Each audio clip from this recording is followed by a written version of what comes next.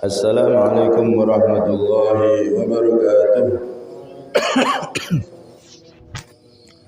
Bismillah, alhamdulillah, wassalatu wassalamu ala rasulillah Sayyidina Muhammad bin Abdullah wa ala alihi wa sahbihi wa man wala wa la hawla wa la quwwata illa billah. Rabbi syrah li sadri wa yassir li amri wahlul 'uqdatam min lisani yafqahu qawli wasaddid lisani wahdi qalbi bihaqqi sayyidina Muhammadin sallallahu alaihi wa alihi wa sahbihi wa sallam.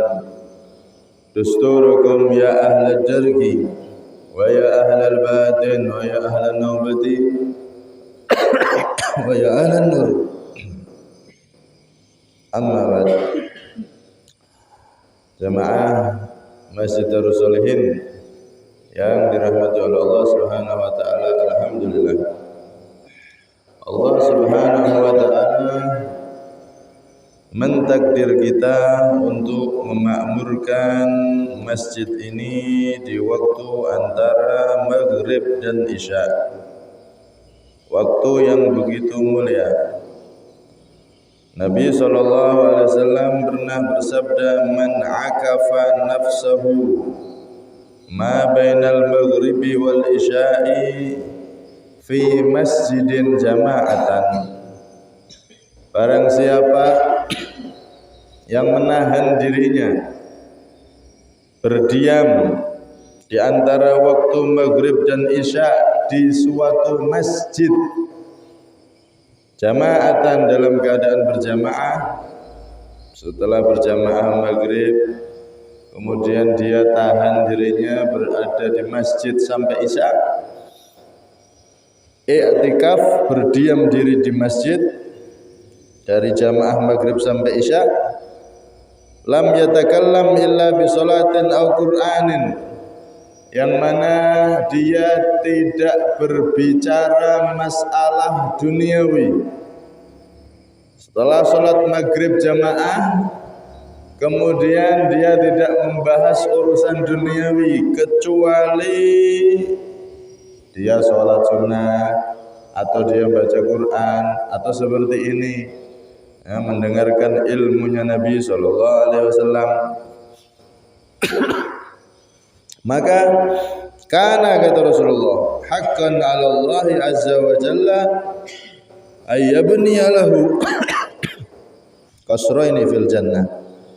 Maka pasti bagi Allah akan membangunkan orang tersebut dua istana di surga. Akan diberi dua istana di surga oleh Allah. Istana bukan istana biasa, tapi ini istana mentereng, istana yang beda dari istana lainnya. Di surga itu istana banyak, tapi ini istana istimewa. Sampai dikatakan Rasulullah, masiratu kulli qasrin minhuma mi'ata amin.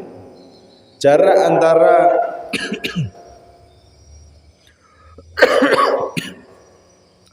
jarak besarnya daripada setiap istana tersebut adalah perjalanan 100 tahun.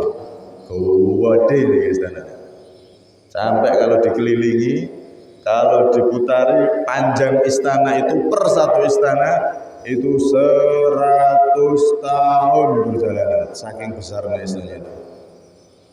Wa yaghrisu lahu bainahuma gharasan law tawfahu ahlud dunya lawasi'ahum. Dan di antara dua istana yang begitu besar itu, di antara keduanya, tengah-tengahnya itu Allah menanam kebun-kebun yang indah. Dipisah dengan kebun-kebun yang indah, yang andaikan seluruh penduduk bumi keliling di kebun itu, maka cukup kebun itu memuat semua penduduk bumi kalau mau berkeliling di kebun tersebut. Masya Allah. Ini syaratnya, tapi itu maghrib berjamaah di masjid, setelah itu tidak ngomong duniawi sampai isya, jamaah isya, mengisi waktu antara maghrib dan isya maka dapat dua istana yang begitu besar, di tengah-tengahnya ada kebun yang begitu indah, yang begitu luas. Andaikan seluruh penduduk bumi berkeliling di situ, maka cukup saking luasnya. Semoga kita termasuk orang-orang yang mendapatkan istana-istana istimewa tersebut. Amin Allahumma amin. Ini keistimewaan waktu antara maghrib dan isya. Hadirin yang dirahmati oleh Allah, kita masuk pada pembahasan hikmah yang ke-44. Qala al-musannif radhiyallahu anhu wa nafa'ana bihi fid dharain amin. Rubbama kunta musian fa'araka al-ihsana minka suhbatuka man huwa aswa'u halan minka. Rubbama kunta musian, seringkali engkau itu masih jadi orang yang jelek. Fa'araka al-ihsana minka suhbatuka man huwa aswa'u halan minka. Akan tetapi berteman dengan orang yang lebih jelek darimu keadaannya itu menjadikan engkau merasa lebih baik, merasa sudah soleh. Nah, intinya seperti itu. Jadi hikmah yang ke-44 ini masih ada hubungan sama hikmah yang kemarin. Kemarin kita diajarkan jangan berteman kecuali orang yang nasihatnya mengingatkan kita kepada Allah. Bahkan kalau perlu cari yang gerak-geriknya itu bisa mengingatkan kita kepada Allah. Kalaupun tidak ditemukan, maka jangan berteman dengan 5 orang yang telah disebutkan kemarin. Pembohong, kemudian dan seterusnya, ada 5 kemarin. Di sini sebaliknya, kenapa kita harus mencari teman yang lebih baik dari kita? Karena kalau kita cari teman, artinya akrab sama orang yang agamanya, ibadahnya di bawah kita, nantinya kita itu merasa sudah jadi orang soleh. Contoh, ada orang berteman sama orang yang belum sholat 5 waktu, suka ninggal sholat. Dia sudah ahli sholat 5 waktu, kumpulannya sama orang yang belum sholat, maka dia nanti di hatinya akan merasa, oh saya ini sudah orang soleh. Daripada koncoku kok lo sing sholat, aku ini wong apik. Kenapa seperti itu? Karena dia melihat orang di bawahnya dalam segi agama, dalam segi ibadah. Coba lihat ke atas. Teman yang dia rajin sholat, bahkan rajin jamaah di masjid, maka tidak akan timbul itu perasaan lebih baik dari orang lain, itu tidak akan timbul. Biasanya timbul itu karena melihat orang di bawahnya dia. Oh ini tidak sholat, aku sudah sholat, sudah merasa saya ini orang soleh. Coba lihat yang ke atas, ternyata saya cuma sholat 5 waktu belum berjamaah. Itu ada orang yang tiap 5 waktu berjamaah. Akhirnya dia nggak akan merasa lebih baik. Dia tidak akan merasa jadi orang soleh.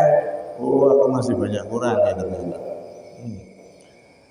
Terus seperti itu. Karena itu Nabi ngajari kita, jangan kita melihat dalam urusan agama itu kepada orang yang di bawah kita ibadahnya. Nanti jadinya ujub. Ujub itu bangga diri, seolah-olah kita ini sudah orang yang paling bagus sudah. Misalkan di satu kampung atau di sawitan, orang-orang tidak ada yang pernah ke masjid, tidak ada yang pernah sholat, dia rajin sendiri ke masjid. Kumpulannya orang-orang yang nggak sholat, dia rajin sholat. Maka itu nanti setan goda di hatinya. Kamu ini sudah orang paling hebat di sini. Kamu orang soleh, kamu ini wali. Nah orang ini kalau dia mengiyakan, oh iya saya paling soleh, paling baik, itu namanya bangga diri. Bangga diri dengan ibadah. Nah, itu tidak boleh, berbahaya, itu ujub itu namanya. Karena itu bertemanlah atau lihatlah orang yang di atas kita di dalam segi agama. Kalau dalam masalah ibadah, lihat yang lebih atasnya. Kalau masalah dunia, lihat yang lebih bawah. Nah, sehingga kita akan jadi orang yang tahu diri, orang yang tahu posisi, orang yang tahu bahwa kita itu masih banyak kekurangan. Karena itu di sini diberi wanti-wanti, diberi warning oleh beliau, jangan kamu itu bergaul dengan orang yang agamanya di bawah kamu. Jangan akrab sama orang seperti itu. Nanti kamu akan jadi sombong, merasa sudah baik, merasa sudah soleh, bahkan kalau perlu merasa sudah paling wali. Bahaya itu namanya bangga diri. Bangga diri itu bisa menyebabkan kibir alias sombong, merasa lebih baik dari orang lain. Nah, itu termasuk maksiatnya hati yang harus dijauhi. Masya Allah. Kalau sudah orang itu bangga diri, karena tidak ada, dia lihat di sekitarnya tidak ada orang yang amalannya kayak saya ini, tidak ada. Di hatinya tuh ini, saya rajin ke masjid, saya rajin baca Quran, saya rajin ini, rajin itu, rajin ini, rajin itu. Wong-wong udah langsung kayak aku. Ini bangga diri. Kalau sudah bangga diri namanya sombong itu nanti. Akan jatuh dalam maksiat yang besar, namanya sombong. Ana khairu minhu khalaqtani min nari wa khalaqtahu min tin. Sombong itu pelopor dosanya yang mulai pertama kali melakukan dosa merasa lebih baik dari yang lain, tak lain adalah iblis. Ana khairu minhu, aku lebih baik daripada Adam. Aku lebih baik. Aku. Ini adalah sifat sombong. Besar itu maksiatnya. Bahkan dikatakan usulul ma'asi salasatun. Akar daripada maksiat itu ada 3 macam. Yang pertama apa? Al-kibru, sombong, merasa lebih baik dari yang lain. Nah, itu harus diperangi nih. Kalau ada di hati, cepat istighfar, minta ampun sama Allah, minta tolong sama Allah, agar hati kita dibersihkan sama Allah dari sifat seperti itu. Bangga diri dengan ibadah, bangga diri dengan jasanya, bangga diri dengan andilnya, bangga diri dengan ini itu semua harus segera dihilangi dari hati. Bahaya. Kalau diterus-teruskan bisa jadi sombong, dan sombong ini adalah akar pertama maksiat yang dilakukan oleh iblis. Akhirnya dia jadi orang yang dilaknat, makhluk yang dilaknat oleh Allah Subhanahu wa Ta'ala. Karena dia merasa lebih baik. Saya dari api, Adam dari tanah. Kok saya suruh nyembah sujud sama Adam, suruh hormat sama Adam? Nggak, api lebih mulia daripada tanah. Tanah diinjek-injek. Dia merasa lebih baik daripada Nabi Adam. Ini akar maksiat pertama. Yang kedua, al-hirs. Al-hirs itu rakus, tamak. Ini juga akar daripada maksiat. Nabi Adam dikeluarkan dari surga gara-gara hirs, rakus, punya sifat hirs. Semua nikmat surga ini wahai Adam silakan nikmati apapun kecuali satu pohon ini, pohon khuldi. Tapi Nabi Adam malah memakan pohon-pohon tersebut. Walaupun Nabi Adam makannya itu bukan karena dosa, karena saat itu beliau lupa kalau dilarang oleh Allah makan buah khuldi. Manusia punya lupa, Nabi juga bisa lupa. Maksiat tapi dalam keadaan lupa, ya aslinya bukan dosa, cuman dikasih hukuman sama Allah. Karena nggak pantas Nabi kok bisa lupa. Tapi mau bagaimana Allah yang jadikan dia lupa. Kita Ramadan, lupa kalau Ramadan, poso, makan siang hari, ya nggak dosa. Kalau sadar, ingat baru dosa. 1 butir nasi dimakan sengaja di siang Ramadan, dosa besar. Tapi kalau lupa, jangankan 1 butir, 1 piring, 2 piring, 3 piring, kalau perlu 1 nampan dentekno, nggak dosa. Soalnya lupa. Nah, Nabi Adam ini lupa gara-gara apa? Terdorong sifat hirs atau sifat manusiawi yang ada pada diri manusia, yaitu sifat tamak, rakus. Manusia kan biasanya begitu. Ini maksiat yang kedua. Maksiat yang ketiga adalah hasad. Akar maksiat yang ketiga yaitu hasad, iri. Oh, ini maksiat kelas 3-3-nya ini maksiat besar. Gara-gara iri ini terjadilah peristiwa pembunuhan pertama kali dalam sejarah manusia, yaitu Qabil, anaknya Nabi Adam, bunuh saudaranya sendiri, sama-sama anaknya Nabi Adam, yaitu Habil. Qabil bunuh Habil. Gara-gara apa? Iri sama pasangannya, yang satu cantik, yang satu pasangannya nggak pakai ayu. Saat itu kan syariat Nabi Adam, Qabil ketika lahir itu dia tuh kembar dengan saudara perempuannya, cantik. Qabil saudara kembarannya cantik perempuan. Habil juga sama pas lahir kembar, punya kembaran perempuan, tapi nggak pakai ayu. Nah, di dalam syariatnya Nabi Adam, antara dua anak kembar itu kalau menikah disilangkan, karena apa mantu belum ada manusia saat itu.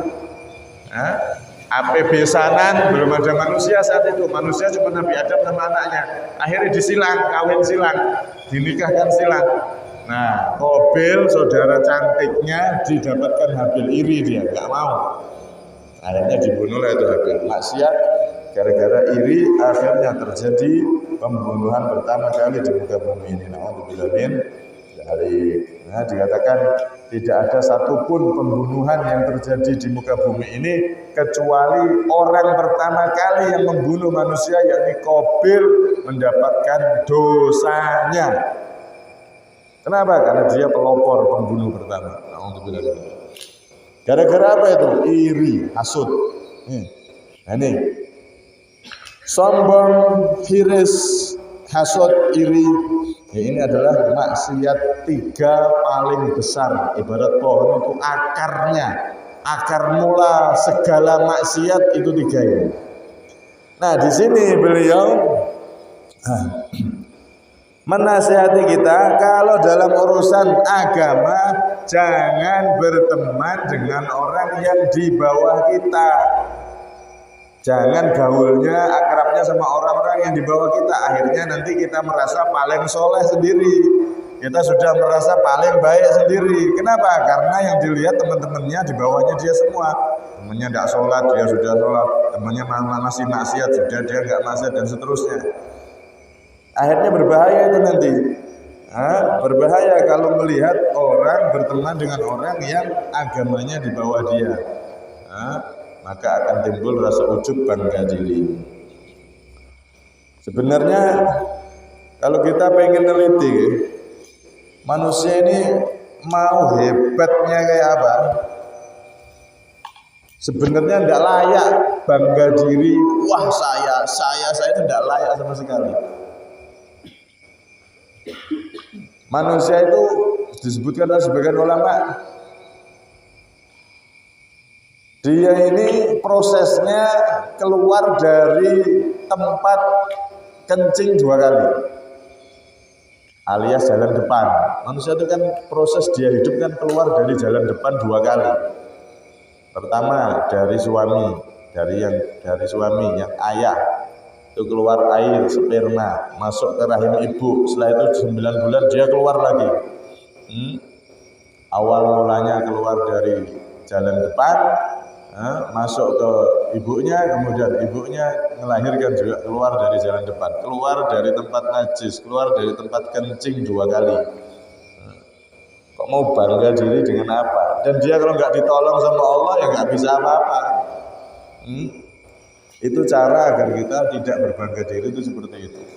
Kita angan-angan segala kelebihan yang ada pada diri kita, mau pangkatnya, mau hartanya, mau ibadahnya, mau keahliannya, mau apapun itu semua adalah titipan dari Allah, pemberian dari Allah. Kita dulunya bukan siapa-siapa dan tidak jadi apa-apa.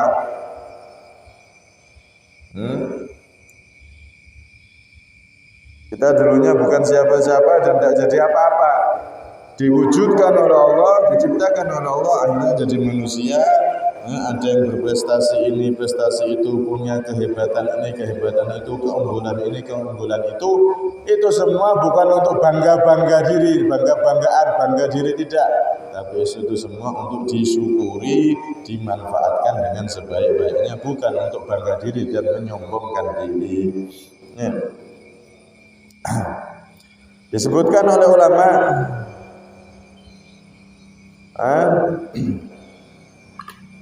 a'malul ibad kulluhum la tusawi sujudal malaikah fa kaifa yu'jabul insanu bi ibadatih.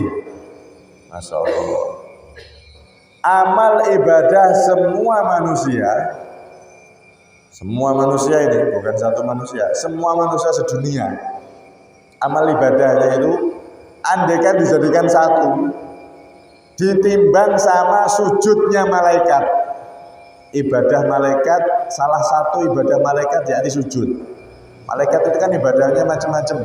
Ada yang baca tasbih, ada yang ruku, ada yang sujud, ada yang berdiri kayak baca Fatihah gitu, kita sholat berdiri. Ada yang macam-macam. Itu andaikan seluruh amal manusia ini dijadikan satu, diadu dengan satu amalan malaikat, yaitu sujud saja, belum rukuknya, belum tasbihnya malaikat, belum, dibandingkan satu sujud malaikat, maka seluruh amalan manusia itu kalah besar, kalah pahalanya dibanding sujudnya malaikat. Mau sombong dari mana? Mau bangga dari mana? Satu ibadah malaikat berupa sujud aja, itu kalau dibanding seluruh ibadah manusia, semua manusia ini ibadahnya jadi satu, ditimbang sama sujudnya malaikat, masih berat sujudnya malaikat. Masya Allah. Karena itu jangan pernah berbangga diri. Ini amalan seluruh manusia, lah apalagi amalannya kita yang satu orang. Kalau dibanding sujudnya malaikat tidak ada apa-apanya. Andaikan semua amalan manusia ini semua dibanding sujudnya malaikat, masih berat sujudnya malaikat. Apalagi cuma amalannya kita. Karena itu sehebat apapun kita, punya ibadah banyak, punya jasa banyak, punya ini, punya itu, prestasi ini, itu semua, itu masih tidak ada apa-apanya, masih kayak debu kalau dibanding dengan sujudnya malaikat. Jangan pernah kita ini punya bangga diri alias merasa lebih baik dari orang lain, apalagi sombong. Sampai-sampai dikatakan qad balaghana anna lillahi malaikatan lam yazalu mundu khalaqahumullah fi ruku'in wa sujudin wa tasbihin wa taqdisin la yafturuna anhu wa la yashtagiluna bighairihi fa idza kana yaumul qiyamah yaqulun subhanaka wa lakal hamdu ma'arafnaka haqqa ma'rifatik wa la abadnaka haqqa ibadatik. Sampai-sampai malaikat itu, Allah itu mempunyai malaikat tadi itu. Ada yang diciptakan dari awal diciptakan sampai hari kiamat ditugaskan oleh Allah sujud tok. Tidak pernah bangkit dari sujudnya, sujud terus. Malaikat itu tidak tidur, tidak makan, tidak minum. Dari awal diciptakan sampai hari kiamat dia sujud. Ada yang dari awal diciptakan sampai hari kiamat dia suruh baca tasbih, subhanallah, subhanallah, subhanallah, terus begitu dari awal diciptakan sampai hari kiamat. Ada yang baca alhamdulillah, alhamdulillah, alhamdulillah dari awal diciptakan sampai hari kiamat. Ada yang baca la ilaha illallah, la ilaha illallah dari awal diciptakan sampai hari kiamat. Terus seperti itu, macam-macam ibadah dilakukan semua oleh malaikat dari awal diciptakan sampai datangnya hari kiamat. Nah, ketika kiamat datang, maka mereka mengatakan sama Allah, subhanaka walakal hamdu. Maha suci engkau ya Allah dan segala puji bagi engkau. Ma'arafnaka haqqa ma'rifatik. Kami belum mengenal engkau dengan mengenal yang sesungguhnya. Dan kami belum beribadah kepada engkau dengan ibadah yang sesungguhnya. Padahal ibadahnya dari awal diciptakan sampai hari kiamat. Ketika hari kiamat datang mereka ngaku, ya Allah kami ini masih kurang ibadahnya. Kami masih belum 100% ibadah dengan engkau sungguh-sungguh. Kami masih banyak kekurangan dalam ibadah ya Allah. Itu malaikat ngakui seperti itu. Padahal dari awal diciptakan sampai hari kiamat ibadah tok. tapi merasa kami belum ibadah dengan sesungguhnya kepadamu ya Allah. Nah, ini enek manusia, ibadah sithik, turune akeh, jagonge akeh, ngaji Qur'ane kadang-kadang bahkan belas. Nah, ibadahnya sedikit udah saya paling soleh, saya. Ya Allah, malaikat yang dari awal diciptakan sampai hari kiamat saja ngaku belum ibadah, ngaku belum punya ibadah yang sebenar-benarnya. Lah kita ibadahnya berapa? Udah seakan-akan ibadahnya paling hebat, paling banyak. Nah itu akibat apa? Akibat kadang-kadang salah satunya adalah karena kita akrab, bersahabat, berteman dengan orang yang agamanya di bawah kita. Itu salah satu penyebab kita itu punya bangga diri itu gara-gara itu.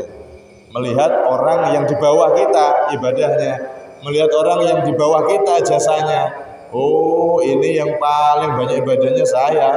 Oh ini yang paling punya andil banyak, yang paling banyak jasa ya saya. Mana ada yang seperti saya? Tidak ada. Itu gara-gara Pak melihat yang di bawahnya.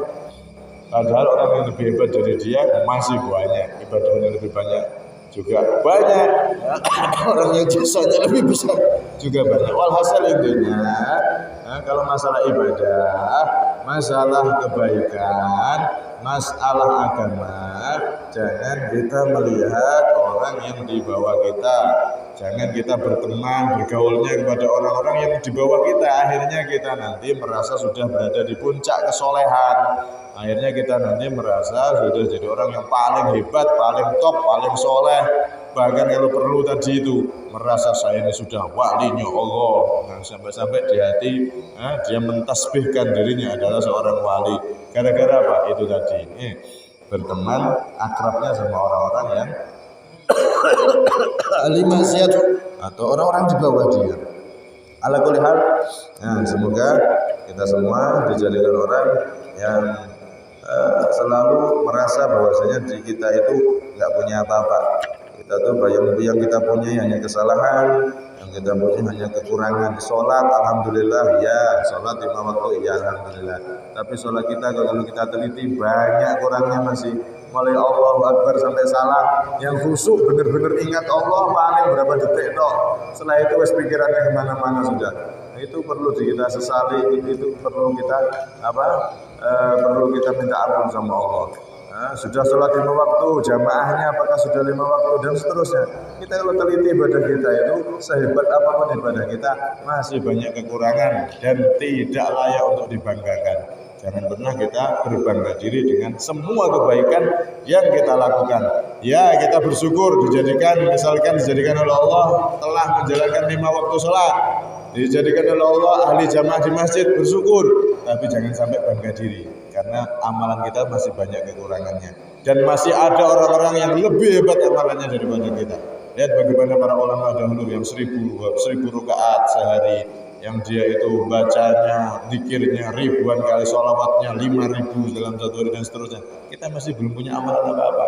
Jangan pernah berbangga diri, jangan pernah merasa kita sudah jadi orang soleh, tapi terus kita merasa di hadapan Allah kita ini orang yang banyak kekurangan.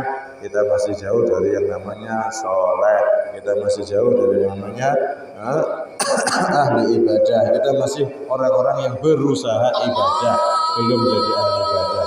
Karena ibadah kita masih banyak kekurangannya. Semoga Allah Subhanahu wa taala selalu menanamkan di hati kita perasaan seperti itu, merasa tidak punya apa-apa, merasa tidak punya amalan apa-apa. Yang kita minta, kita harapkan adalah rahmatnya Allah Subhanahu